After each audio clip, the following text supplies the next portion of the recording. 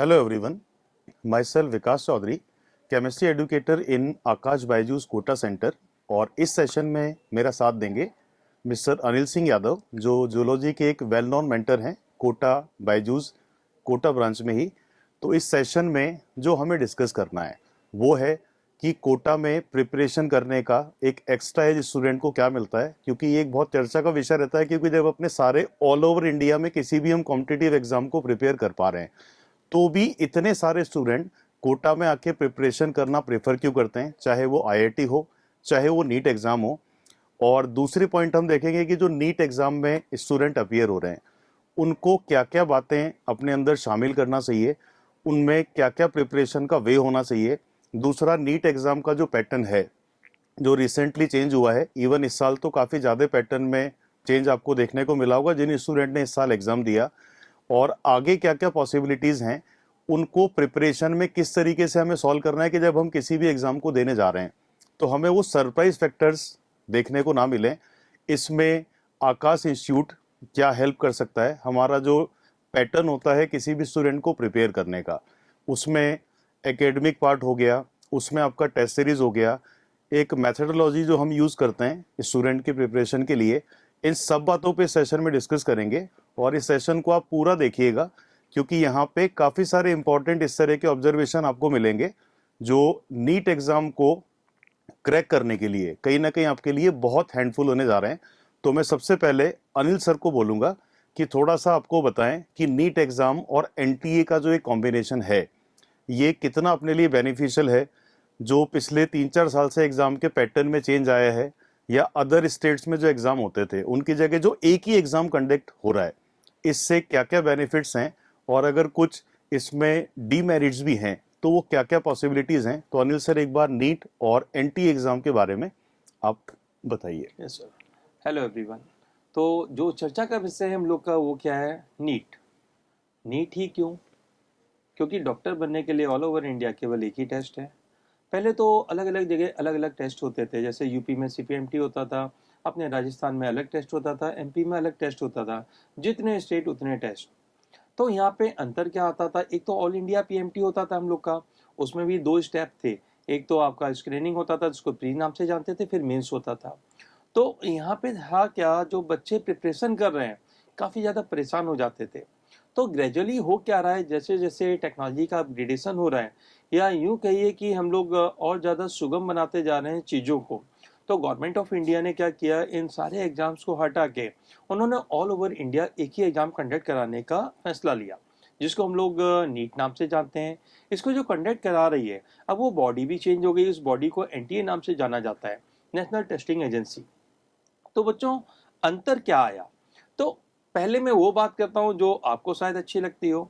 पहले होता क्या था, एक एआईपीएमटी हुआ, उसके बाद आप अपना स्टेट पीएमटी दोगे। अगर आप पे एक से ज़्यादा स्टेट के डोमिसाइल हैं तो आप अलग अलग जगह आप क्या करते थे, अपीयर होते थे। होता क्या था, एक एग्जाम बुरा हो गया तो कोई नहीं, दूसरी जगह चांस है। दूसरा बुरा हो गया, तीसरी जगह चांस है। लेकिन ग्रेजुअली क्या हुआ, जब गवर्नमेंट ने शिफ्ट कर दिया, अब आप पे चांस एक ही है।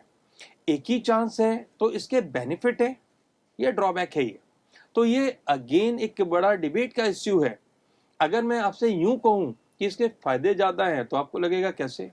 तो बच्चों, अगर मैं अपनी बात करूं तो जब मैं 96-97 में सर, जब मैं प्रिपरेशन कर रहा था, तो मैं लखनऊ में प्रिपरेशन कर रहा था मेडिकल के लिए।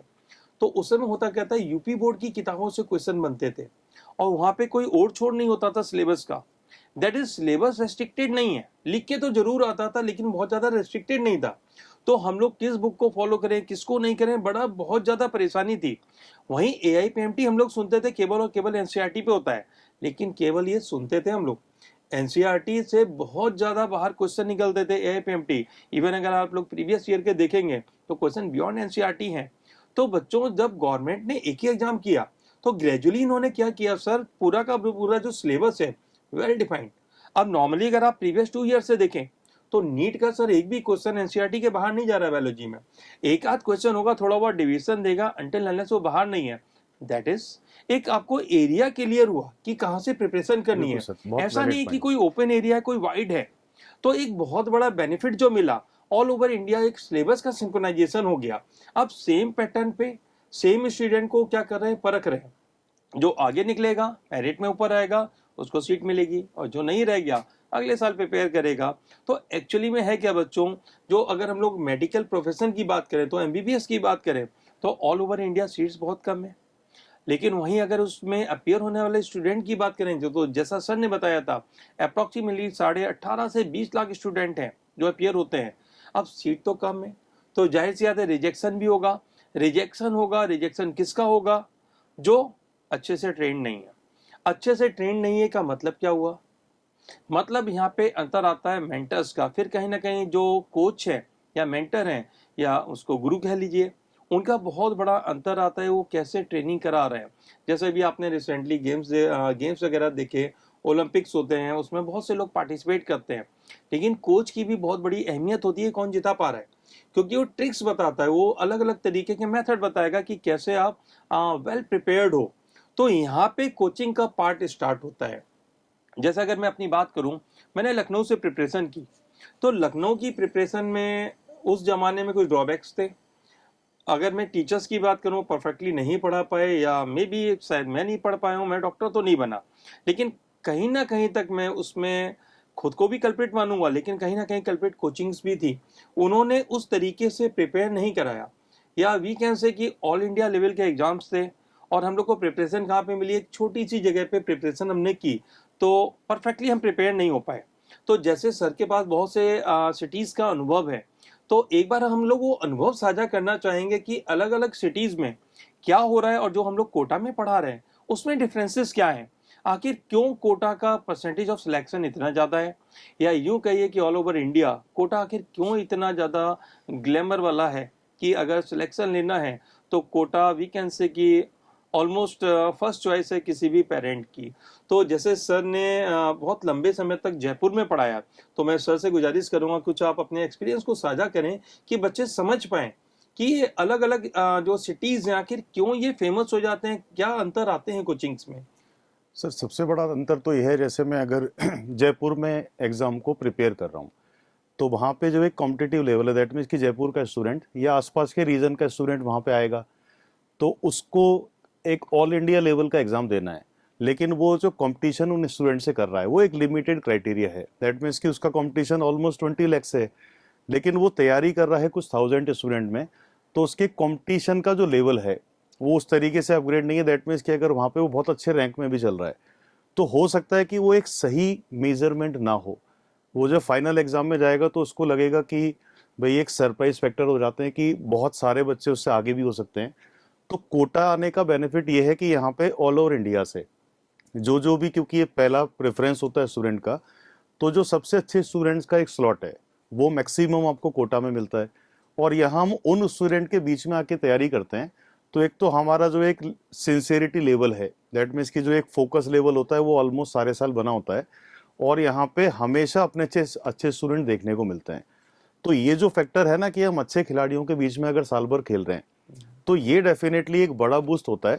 और कोटा से जो एक प्रीवियस ईयर से इवन काफ़ी लंबा हिस्ट्री है रिजल्ट का, उसके आने का मेन रीज़न एक ये भी है, क्योंकि यहाँ पे स्टूडेंट जो अच्छे वाला है उसकी गैदरिंग में, उसके कंपटीशन में अगर बच्चा साल भर compete करेगा, तो उसको एक बहुत बड़ा अंतर अपने में देखने को मिलता है।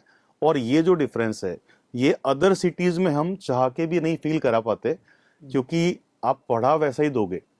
दैट मीन्स की जो मेंटरशिप है, क्योंकि हम सब ने कोटा में भी पढ़ाया है, बाहर भी पढ़ाया है, तो वहाँ पे भी अगर हम सेम मेथडोलॉजी से पढ़ा रहे हैं, तो लेकिन प्रॉब्लम सबसे बड़ा ये आएगा कि बच्चा उस लेवल पे अपने आप को कभी चेक नहीं कर पाया साल भर।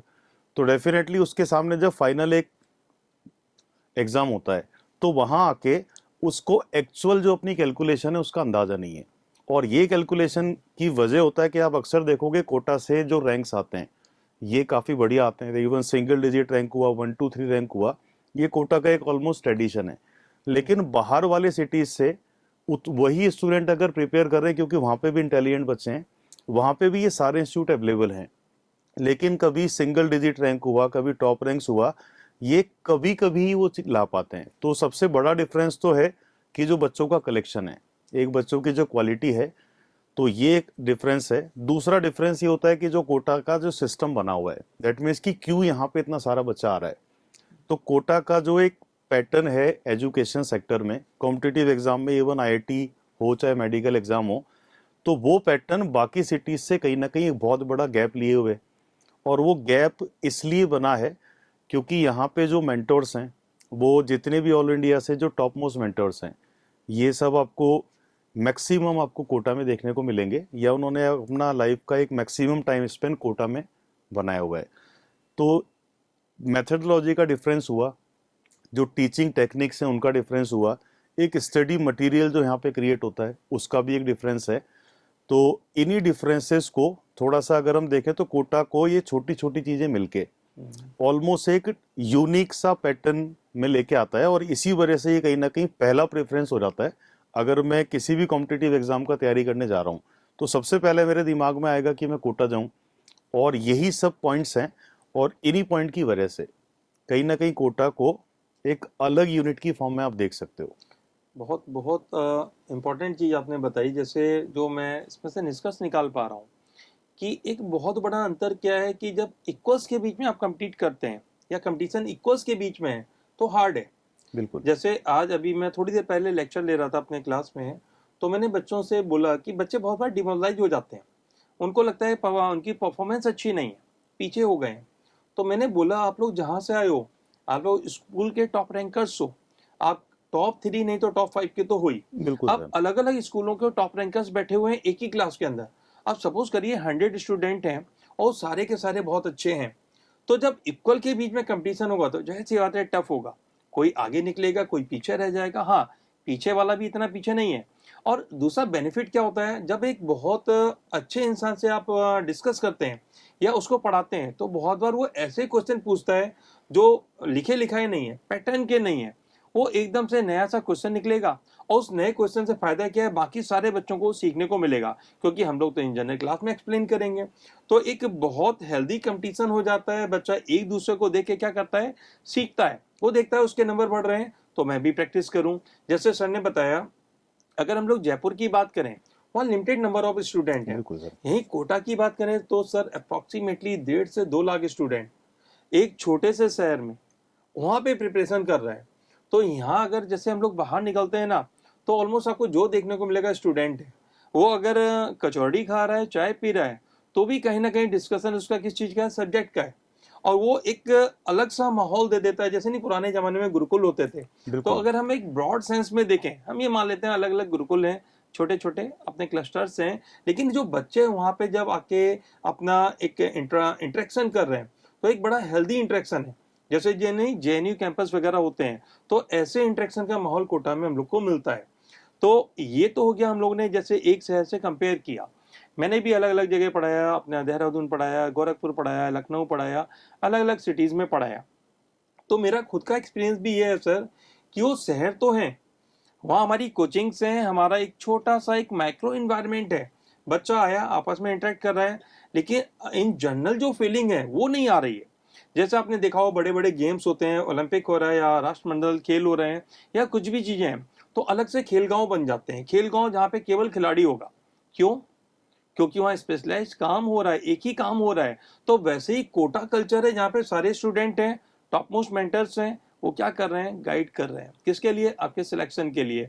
तो एक बहुत बड़ा सा ये डिफरेंस है। तो एक तो पार्ट ये हो गया। और मैं सर से रिक्वेस्ट करना चाहूँगा, जैसे हम लोग सब्जेक्ट वाइज सर अलग क्या क्या कर रहे हैं, मतलब कुछ ऐसे हम एक्स्ट्रा एडवांटेज क्या प्रोवाइड कर पा रहे हैं बच्चे को?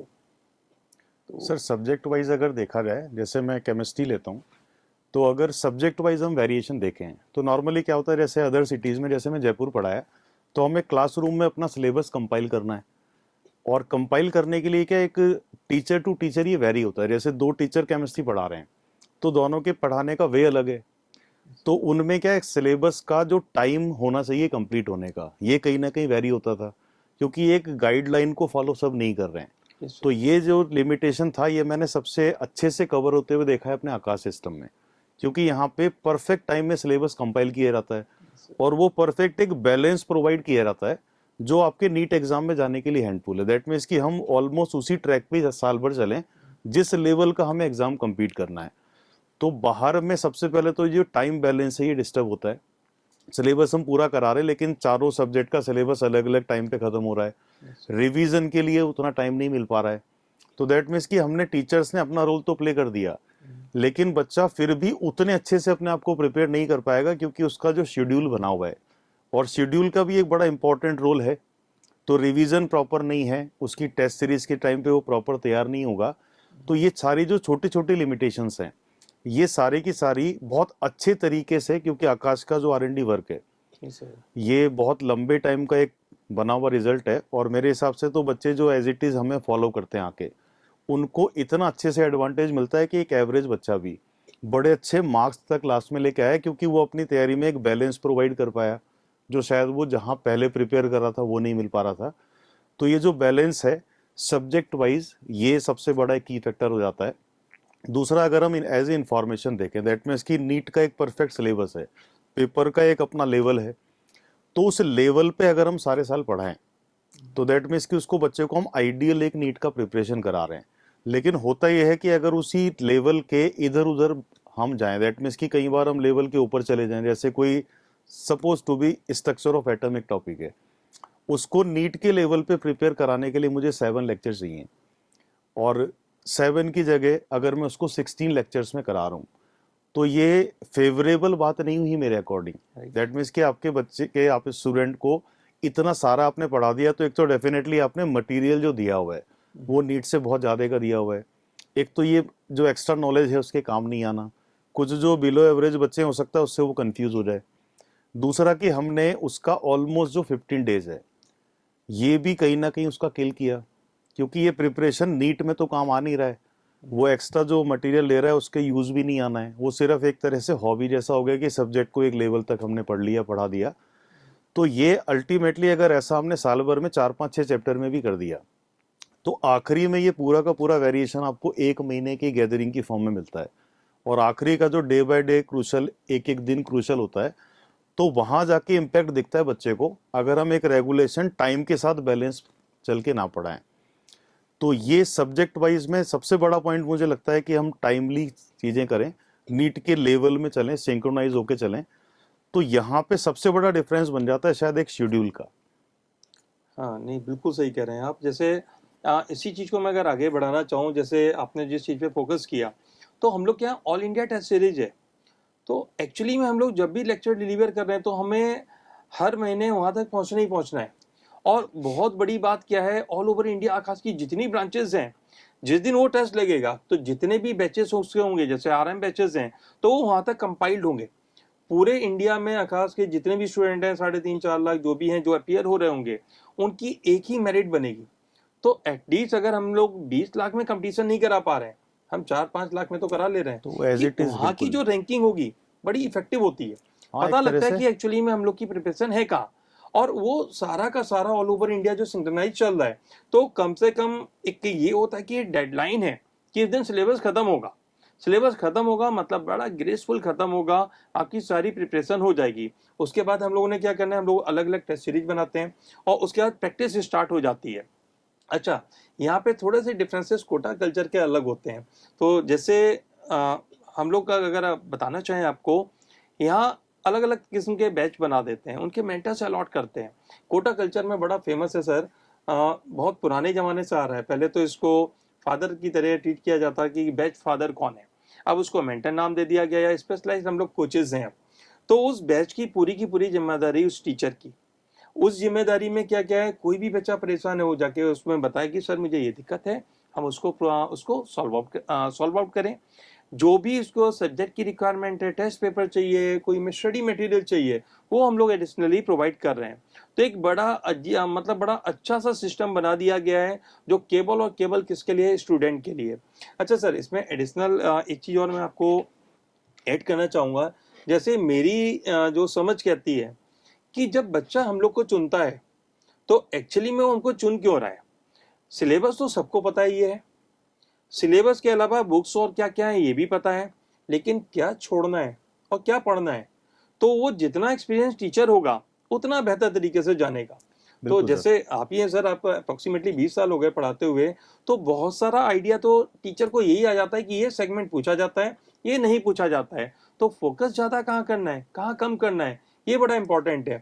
अच्छा सर, जैसे मैंने अलग अलग जो सिटीज़ में पढ़ाया, नॉर्मली है क्या सर, जो टीचर पढ़ा रहे हैं वो दूसरे कोचिंग के नोट्स उठा लेते हैं, उसको पढ़ा रहे हैं, या केवल अपने नोट्स को ही फॉलो कर रहे हैं। यहाँ पे जो हम लोग की बेस लाइन बुक है, दैट इज एनसीईआरटी, उसको वो लोग तवज्जो ही नहीं देते हैं। मतलब इवन मैं बताऊं कि बहुत साल पहले तक हम लोग भी नहीं पढ़ाते थे, लेकिन जैसे जैसे पूरा का पूरा सिलेबस शिफ्ट हो गया एनसीईआरटी की तरफ, हम लोगों ने क्या किया है, हम लोग क्लास के अंदर अंडरलाइन कराते हैं। दैट इज, अंडरलाइन कराने का मतलब क्या है, पहले मैंने अपना लेक्चर डिलीवर कर दिया, पूरी कंटेंट पढ़ा दिया, अब मैं बच्चों को बताऊंगा देखो मैंने ये कंटेंट आपको एक्सप्लेन किया है, ये रही एनसीईआरटी की लाइन, ये रही, ये इसका एक्सप्लेनेशन है। तो एनसीईआरटी परफेक्टली हम क्या कर रहे हैं, पूरी कवर अप कर दे रहे हैं क्लास के अंदर। अब बच्चों को रह क्या गया, बच्चा घर जाए, एक बार उससे गो थ्रू हो, उसके शॉर्ट नोट्स बनाए, और इस तरीके से हम एनसीईआरटी को एक तरीके से कंठस्थ करा दे रहे हैं। तो ये बहुत अलग सा फीचर है जो हम लोग यहाँ पे प्रोवाइड कर रहे हैं। बिल्कुल सर, ये सबसे इम्पोर्टेंट बात ये है कि जो नीट का लेवल है, दैट मीन्स कि अगर मुझे सपोज टू भी कोई गेम खेलना है, दैट मीन्स कि अगर मुझे क्रिकेट खेलना है, तो अगर मैं फुटबॉल का नेट प्रैक्टिस करूंगा तो मेहनत तो ज़्यादा कर रहा हूँ मैं, लेकिन हो सकता है कि अगले दिन जाके मैं रन ना बना पाऊँ। तो लगभग ये इसी तरह की बात हो गया। दैट मीन्स कि अगर मुझे एक लेवल का एग्जाम फाइट करना है तो उस लेवल से कम अगर मैं रहा तो भी मेरे लिए प्रॉब्लम है, और उस लेवल से ज़्यादा जाने में भी कहीं ना कहीं एक प्रॉब्लम ही होता है। तो ये लेवल को देखना, और ये चीज़ शायद आपने सही कहा कि हम बहुत पहले नहीं कर पाते थे। दैट मीन्स कि हम सब्जेक्ट को एक्सप्रेस कर रहे हैं, कहीं ना कहीं उसमें जो एग्ज़ाम का पैटर्न है वो डिस्टर्ब होता है, और इससे जो एक बच्चे का एक फोकस का एक जो डिस्ट्रैक्शन बनता है। दैट मीन्स कि अगर किसी चैप्टर से कोई एवरेज इंफॉर्मेशन का क्वेश्चन बन रहा है लास्ट ईयर कुछ सालों से, तो उसको एक उसमें उतनी ही नॉलेज की जरूरत है। अगर बहुत ज़्यादा डिटेलिंग हम देंगे तो हो सकता है वो एवरेज क्वेश्चन को करने में भी कहीं ना कहीं कंफ्यूजन फील करे। ये ऐसे ही हुआ जैसे उसेन बोल्ट को अगर मैराथन का ट्रेनिंग करा दो, बिल्कुल। दौड़ना उसने 100 मीटर है, 200 मीटर है, और मैराथन की प्रैक्टिस करा के क्या करनी। और सबसे बढ़िया रिसर्च वर्क जैसे होता है, जैसे इस साल एग्जाम में बच्चों को कुछ सरप्राइज मिले, जैसे एसर्शन रीजन थे, कॉलम मैचिंग थे, तो इस वजह से बच्चों को लगा यार पेपर लेंदी है, लेंदी था भी, जैसे बायो और केमिस्ट्री में तो स्पेशली लेंदी था। केमिस्ट्री में तो जो मेरे को सुनने में बहुत ज्यादा इनकरेक्ट पूछे, मतलब बिल्कुल, rather than the correct, focus किस पे, इनकरेक्ट पे उनका। मैक्सिमम इनकरेक्ट हुआ, और कॉलम मैच, एसर्शन रीजन, तो ये पिछले 1-2 साल से नहीं नजर आ रहे थे। अब हुआ क्या कि अगर इन चीज़ों को, जो अभी एग्जाम हुआ, अब जो अगले साल बच्चा एग्जाम देने जा रहा है, तो जो एक अच्छा सिस्टम होता है वो इन चीज़ों को बड़ा इजीली ग्रैप्स करता है कि एग्जाम में क्या क्या फ्लक्चुएशंस आए हैं, बच्चों ने क्या क्या प्रॉब्लम फेस किए। तो आकाश जैसा सिस्टम है, ये उन चीज़ों को अपने तैयारी में इसी साल से ऐड करेगा, और कम से कम वो चीज़ें बच्चा फील ना करे इवन अगले साल से ही। तो ये सब चीज़ें हम भी यहाँ पे अपने जो लेक्चर्स होते हैं उनमें ये सब चीज़ें इनकॉर्पोरेट करेंगे। तो ये जो एक टेक्निकल फैक्टर एजुकेशन में ऐड हुआ है, दैट मीन्स कि अगर मुझे कॉम्पिटिटिव एग्जाम पे जाना है तो बड़ा हार्डकोर एग्जाम ही होता है, क्योंकि सर 20 लाख में से और कुछ थाउजेंड्स में सीट्स हैं। दैट मीन्स कि इस एग्जाम का लेवल आप कह सकते हो कि ऑलमोस्ट ये इंडिया के नंबर 1-2 टफेस्ट एग्जाम में, क्योंकि इतने सारे एप्लीकेंट्स और सीट बहुत कम है, तो वहाँ पे हमें बहुत सारी चीज़ों की ज़रूरत होता है। तो उसमें जो इंस्टीट्यूट आपको प्रोवाइड कर पा रहा है, क्योंकि बच्चा ऑलमोस्ट सारे इंडिया में कहीं ना कहीं तैयारी कर रहा है, तो एक बड़ा डिफरेंस, सबसे ज़्यादा डिफरेंस तो बच्चे का खुद का है कि भाई उसने सिस्टम में अपनी तैयारी को किस तरीके से किया, लेकिन एक बहुत बड़ा रोल हो जाता है उसकी सराउंडिंग का भी, जिसके बारे में अपन ने बात किया, जो कोटा में शहर में बाकी शहरों से काफ़ी अलग है। दैट मीन्स कि अदर देन इंस्टीट्यूट, जब बच्चा इंस्टीट्यूट में नहीं है तो भी वो इस तरीके के माहौल में है कि वो अपने आप को कहीं ना कहीं कंपटीशन के लिए बढ़ा ही रहा है। उसको लग रहा है कि नहीं, उसमें यार ज़्यादा कुछ करने की ज़रूरत है, एक थोड़ी सी, जिसको हिंदी में अपन बोलते हैं लगन, वो शायद कोटा में ज़्यादा होती है, क्योंकि इंस्टीट्यूट के बाद में भी वो इस सब माहौल में रहेगा। अरे सर, मैंने लगन की, आपने बड़ी अच्छी बात की। मैंने स्टूडेंट ऐसे देखे हैं जो क्लासरूम में तो लॉक लगे रहते हैं, तो अगर आगे बैठना है तो क्लास से 1 घंटे पहले आ जाते हैं, हाँ क्योंकि सर, उनको आगे बैठना है। उनको लगन है कि टीचर को पास से पढ़ाते देखना है, कंसंट्रेशन ज़्यादा बनती है। तो लगन तो इस हद की है, मतलब यहाँ आप रात को भी निकल जाओगे ना, तो बच्चे कहीं ना कहीं आपको हो सकता है चाय की दुकान पे डिस्कस करते मिले, हो सकता है रोडोल्फ सॉल्व हो रही हो, या किसी ना किसी प्रॉब्लम पे बेचारे उलझे बिल्कुल हों। बिल्कुल बिल्कुल और सर। इवन मतलब एक इतना अच्छा माहौल, मैं बहुत सिटीज़ में रहा, मैं ऐसे मतलब बेफजूल की तारीफ नहीं कर रहा हूँ, लिटरली कोटा पढ़ाई के मामले में बहुत अलग है। इसका जो इधर का एरिया है, that is old Kota and the new Kota. New Kota पूरा का पूरा पढ़ाई के लिए, मतलब यहाँ का एक एक बंदा अगर किसी प्रोफेशन में होगा तो वो भी पढ़ने से रिलेटेड होगा, पढ़ाई से रिलेटेड होगा, मतलब हर चीज पढ़ाई में है। तो एक बहुत अच्छा एनवायरनमेंट मिल रहा है। अच्छा, ये तो बात हो गई कोटा की, कि कोटा अगर हम लोग की आप समझ पाए तो एक गुरुकुल जैसी जगह है जहाँ पे आप स्टूडेंट के ही साथ हो। अच्छा, बड़े मजे की बात है, जो हॉस्टल्स हैं सर, वो शेयर होते हैं। कुछ एलन के बच्चे होंगे, आकाश के होंगे, रेजोनेंस के होंगे, वेबरेंट के होंगे, अलग अलग इंस्टीट्यूट के बच्चे होते हैं, और वो आपस में अपनी चीजें डिस्कस भी करते हैं। इवन पेपर शेयर होते हैं, मॉड्यूल शेयर होते हैं, कॉन्सेप्ट शेयर होते हैं, अपने टीचर्स की सारी बातें भी शेयर करते हैं। तो एक एक तरीके से हर चीज का निचोड़ उनको जो मिल सकता है वो उनके हॉस्टल में मिल जाएगा। मैं अपने इंस्टीट्यूट में पढ़ाऊंगा, दूसरा अपने यहाँ पढ़ा रहा है, लेकिन कुल मिला के जो कंटेंट है वो एक तरीके से वीकेंड से बिल्कुल रिफाइंड कंटेंट उसको मिल सकता है, अगर उसमें पढ़ने की बहुत अच्छी लगन है। क्वेश्चन सॉल्व करने हैं, एक से एक बेहतरीन क्वेश्चन। जैसे हमारे यहाँ का क्वेश्चन है तो बच्चा रात में जाता है, जो एलन के बच्चे हैं या किसी और इंस्टीट्यूट के बच्चे, उनको दे देता है, इसको सॉल्व करके दिखाइए। अब वो भी पूरी लगन से जुटेंगे, वो सॉल्व कर देंगे, बहुत अच्छी बात है। और बहुत बार वो बच्चे हम लोग के लिए क्वेश्चन भेजते हैं, मतलब कि यहाँ पे सॉल्व कराइए। तो एक तरीके से बड़ा हेल्दी इन्वायरमेंट है और जिसमें हम ये सब कर बिल्कुल, पा रहे हैं। तो ये सबसे बड़ा फैक्टर है, मुझे यही लगता है कि जो एनवायरनमेंट बनता है, तो ये तो कोटा को सबसे आगे रखता ही है। और दूसरा, जैसे कोटा में हम आकाश में हैं, तो आकाश में जो सिस्टम देखा जाता है, दैट मीन्स कि आकाश क्या क्या चीज़ें हैं जो थोड़ा सा स्टूडेंट को प्लस में देता है। दैट मीन्स कि अगर कोई आकाश को प्रेफर कर रहा है, तो वो क्या रीजंस हैं कि कोटा में आने के बाद स्टूडेंट हमारी तरफ रुझान ज़्यादा दर्शा सर, रहा आप जैसे टीचर हैं और क्या चाहिए। है। इतना लगन वाले टीचर हों जो स्टूडेंट के हर चीज को समझें, तो उससे बेहतर एक सिस्टम क्या दे पाएगा। अलग अलग सिस्टम में हम लोगों ने काम किया, आपने भी किया, मैंने भी किया। हम सिस्टम की बुराई नहीं करते हैं, सारे सिस्टम परफेक्ट होते हैं, अच्छे हैं। लेकिन कहीं ना कहीं कुछ ड्रॉबैक्स हमको दिखते हैं कि हमें लगता है कि ये चीज और मिल जाती है स्टूडेंट को तो और भला होता। तो कुल मिला के जो यहाँ का एनवायरनमेंट मुझे दिखा, इवन जो अपने यहाँ के आरडी सर हैं, उनसे आप एक बार स्टूडेंट की कोई भी प्रॉब्लम डिस्कस कर दो, वो सॉल्व आउट हो जाएगी। वो कोई भी हो, एकेडमिक्स की हो, नॉन एकेडमिक्स की हो, सॉल्व आउट बिल्कुल हो सर, जाती है। पर्सनल केयर तो मेरे को एक्सट्रीम हाँ, पे कोटा सेंटर में नजर आता है। तो यही मतलब एक अलग हम लोग को एस्टेब्लिश करता है कि आखिर हम ही क्यों कोटा में।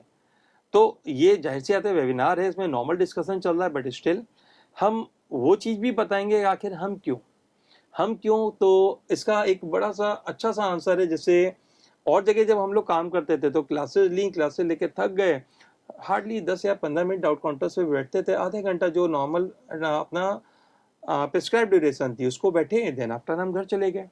वहाँ पे ये नहीं था कि ये 100 बच्चे हैं, 200 बच्चे हैं, इनके मेंटर आप हो, आप इनसे रेगुलर टच में रहो, रेगुलर इनसे पूछो। यहाँ पे ये जिम्मेदारी हमारी है, यहाँ पे जो भी डाउट होगा मेरी क्लास का होगा तो सर मैं ही डील करूंगा।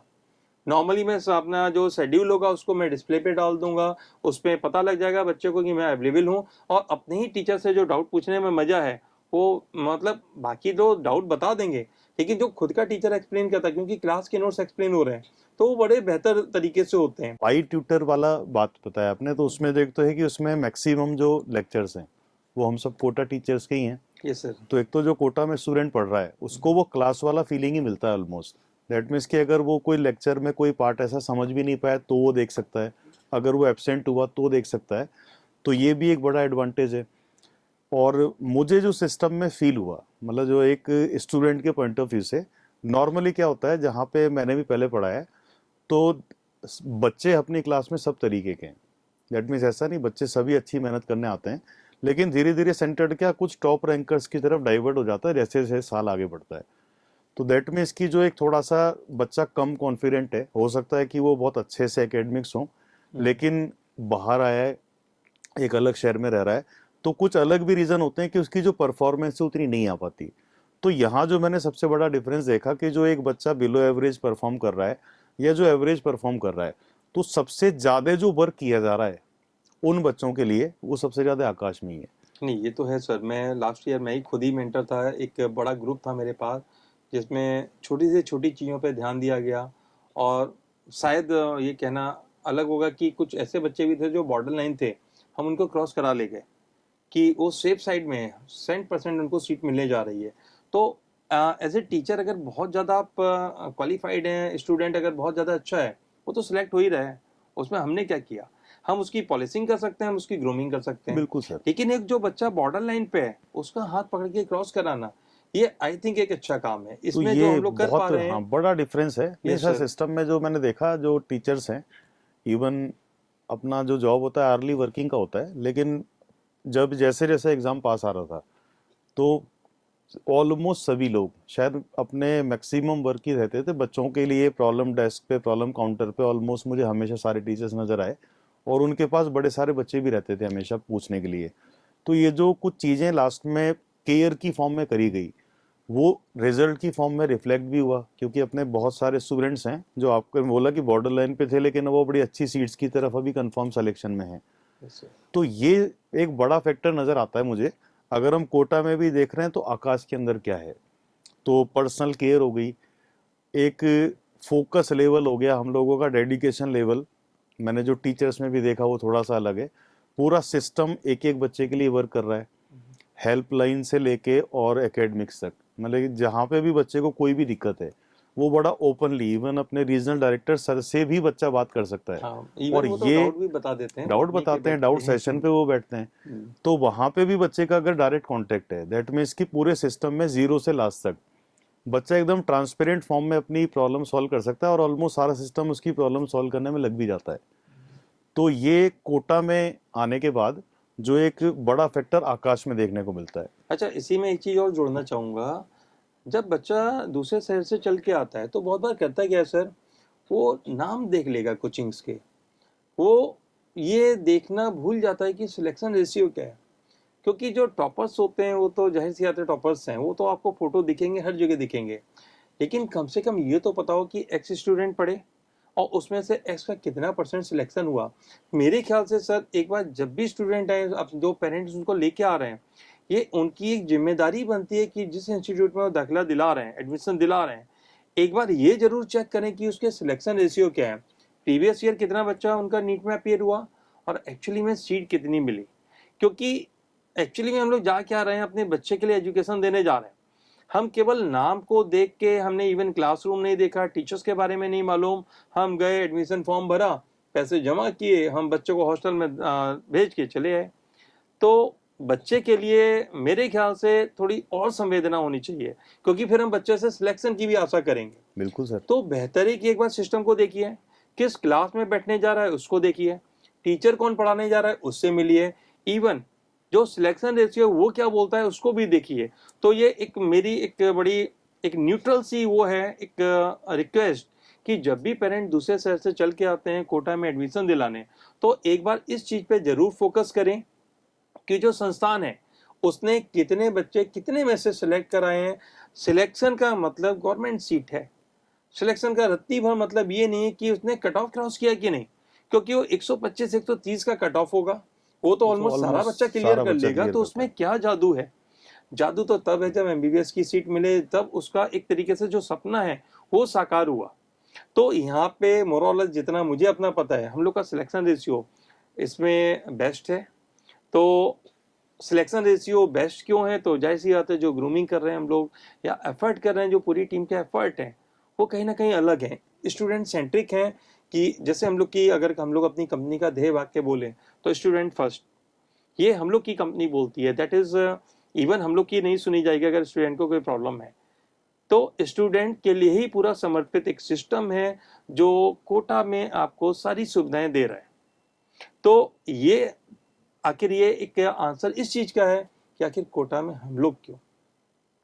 तो सर बाकी थोड़ा सा और फोकस करें इस पे। तो अभी समय भी हो गया है तो इसको फिर बाइंड अप करते हैं। तो अगले सेशन में इस पॉइंट को कंटिन्यू करेंगे, क्योंकि ये एक बहुत वाइड सा टॉपिक है, क्योंकि ये बच्चे के कैरियर से जुड़ा हुआ है, और कैरियर लाइफ में एक ही बार हमें बनाना होता है, उसका एक सर्टेन एज है। तो जो भी स्टूडेंट उस दौर से अभी गुजर रहे हैं, तो इस सेशन को एक बार आप अच्छे से देखिए, और इन सब छोटी छोटी बातों पे अमल अगर हम करेंगे तो ये बहुत बड़ा असर रखेगा आपके लास्ट में जाके।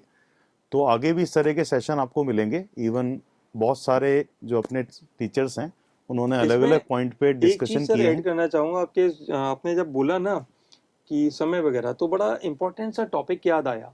हुआ क्या, कुछ स्टूडेंट मेरे पास आए जयपुर से, तो मैं मुझसे टच में थे। मैंने पूछा बेटा लास्ट ईयर आप कहाँ थे? तो बोले जयपुर में एक कोचिंग ने मैं एडमिशन दिया, उसने कोचिंग का पैसा नहीं लिया, केवल हॉस्टल का खाने पीने का पैसा लेते थे। मैंने कहा फिर क्या हुआ? तो आप ये बिल्कुल जनवरी फरवरी में क्यों आ रहे हैं? बोले सर वो कोचिंग बंद हो गई, भाग गई। हाँ, तो मैंने कहा यार एक्चुअली में उनका तो मकसद ही खाने, आपके रहने और खाने से कमाना था। आपको क्यों लगा कि वो पढ़ाएंगे? यार खाने और रहने के संग पढ़ाई फ्री होती है क्या? ये तो कभी भी संभव नहीं था। नहीं ये तो बहुत एक्चुअली ज्यादा में है सर सर इंडस्ट्री उन्होंने में। एक्स अमाउंट में बच्चों का ईयर चौपट कर दिया। तो इस तरीके की भी बहुत ज्यादा प्रैक्टिसेस हैं। इवन सर बहुत जो सारे सर, ऑनलाइन है, ऑनलाइन टीचर्स आगे पढ़ा देंगे, बट रिस्पॉन्सिबिलिटी कौन लेगा? कौन उस बच्चे ऑथेंटिसिटी के नहीं संग है। खड़ा होगा उसके आंसर को करने के लिए जिस दिन वो परेशान है, डीमोटिवेटेड है? कौन उसको समझाएगा नहीं बेटा सिलेक्शन हो जाएगा, ऐसे करके प्रैक्टिस कर, हम शेड्यूल बना के देंगे, ऐसे कर और हम तेरे संग खड़े हैं। तो ऐसा ऑनलाइन में नहीं पॉसिबल होता है। सर तो बिजनेस सेंट्रिक जो ऑर्गेनाइजेशंस हैं, इनका मुख्य उद्देश्य रहता है भाई ये बच्चों को पढ़ाते नो डाउट ये भी, लेकिन अगर मेरा मेन मोटो ये है ना कि मैं बिजनेस करूं, तो आप भी स्टूडेंट्स को पढ़ाओगे, और अगर आपका मेन मोटो ये है कि यार मैं स्टूडेंट मेरे पास आया तो मैं उसको पढ़ाऊं, तो ये दो चीज़ें हैं जो एक दूसरे से बहुत अलग भी हैं। और यही बेसिकली अपने आकाश सिस्टम को बहुत सारे जो अभी नए नए नाम हैं इनसे कहीं ना कहीं अलग भी करता है, क्योंकि हम एक बिजनेस फर्म है लेकिन हमारा जो मेन फोकस, जैसे आपने बोला स्टूडेंट फर्स्ट, तो हम लोग पढ़ाते हैं और बाकी जो कुछ हैं इस तरह के नाम जिनके आप बता रहे थे वो सब बिजनेस करते हैं। Yes sir. तो पढ़ाने से कैरियर बनता है, बिजनेस से तो बिजनेसमैन ही बनता है। ये बहुत बहुत बढ़िया बात। तो होपफुली हम लोग का ये जो सेशन है, इसने कुछ आपको ज्ञान दिया होगा, कुछ इन्फॉर्मेशन दी होगी, शायद आपके काम आए। इवन जब आप कोटा की तरफ मूव करें, तो बहुत हम लोग का जो सेशन था आपके लिए इम्पोर्टेंट है। इसको सुनिएगा, वापस सुनिएगा एक बार। इसमें सिर्फ ये नहीं कि हाँ आखिर हम ही क्यों। तो अगर आप चूज करना चाहें तो उसके लिए बहुत सारे फैक्टर हैं, और कोटा क्यों तो उसके भी फैक्टर्स हैं। तो इसी के साथ हम लोग इजाज़त लेना चाहेंगे, इस सेशन को समाप्त करना चाहेंगे, और अगले टॉपिक के संग फिर से आएंगे आप लोग को इसी के बारे में मार्गदर्शन देने के लिए। थैंक यू बच्चों, थैंक यू। Okay students.